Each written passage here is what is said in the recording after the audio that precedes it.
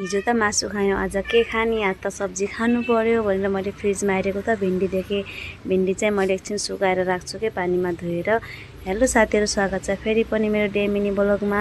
म चाहिँ अहिले काममा जाँदैछु। म सँगसँगै मेरो छोरी पनि काममा जाने गरी ऊ चाहिँ आफ्नो बाबाको गाडीमा चढिहाली।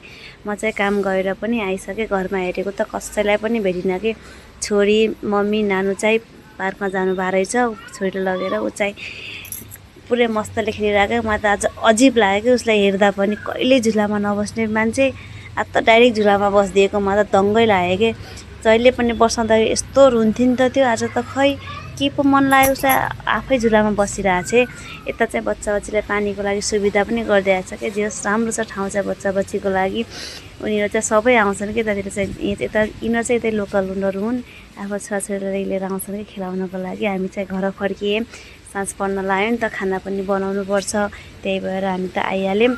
अरू चाहिँ त्यही खेलिदिइरहेको थियो कि हामीले चाहिँ बाटोमा पानीपुरी देख्यौँ। पानीपुरी मैले चाहिँ खाएन, नानीले चाहिँ खानुभयो।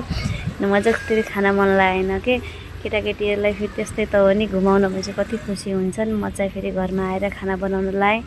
नानु चाहिँ आफ्नो होमवर्क गर्न बस्नुभयो। अघि मैले भिन्डी धोएर गएको थिएँ नि त, त्यही भिन्डी काटेँ अनि त्यसमा थोरै प्याज पनि मिक्स गरिदिएँ कि कराईमा तेल मिसाएँ। म त प्याज मात्र होइन, फेरि म त्यसमा टमाटर पनि मिक्स गर्छु कि किनकि मलाई टमाटर मनपर्छ नि त। भिन्डीमा त झन् राम्रो लाग्छ कि अरूलाई त मन पर्दैन परायो भन्छन् है, मलाई त राम्रो लाग्छ कि भिन्डीमा टमाटर हालेको मस्त हुन्छ नि त। पानी हल्का छोड्छ, त्यसै जल्न पाउँदैन नि त भिन्डी। त्यो चाहिँ तरकारी पनि रेडी भयो, सँगसँगै उतारि रोटी पनि तयार भइसक्यो। रोटी चाहिँ मैले देखाइनँ। अब चाहिँ हामी दोकान जाँदैछौँ, म र नानु दोकानबाट पनि आइसक्यौँ। हामी चाहिँ 1 प्याकेट दही 2 प्याकेट दुध लिएर आयौँ कि चाहिँ हनियो छोरीको लागि। अलि उसलाई चाहिँ सन्चो छैन नि त, त्यही भएर। अब चाहिँ नानुले मही बनाउँदै हुनुहुन्छ। नानीले चाहिँ खतरा मही बनाउनुहुन्छ है, हेर्नु होला तपाईँहरू पनि।